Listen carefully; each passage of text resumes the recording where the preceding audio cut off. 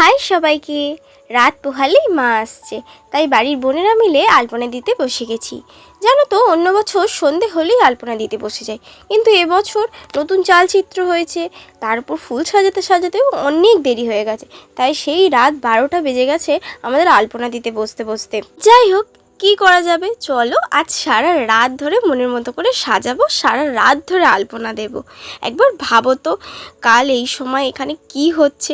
Already মা চলে এসছে, অলরেডি চারিদিকে লোকজন, বাজি ফাটানো, ধূপ ধুনোর গন্ধে বাড়ি পুরো ভরে উঠেছে। এইসব কিছু মনে এলে এই রাত জাগার কষ্টটা তো মাথাতেই আসে না। তারপর মায়ের মুখ, সে যেন এক আলাদাই শান্তি।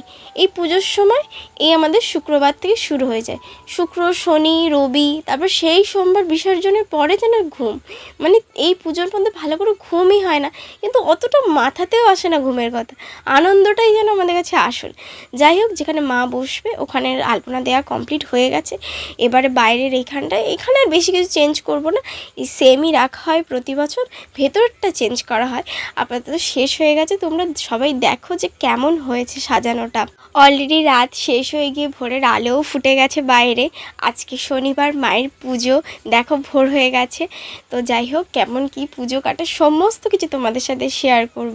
আপাতত কেমন হয়েছে বলবে, এরপরেই দেখাবো মাকে কেমন সাজানো হয়েছে।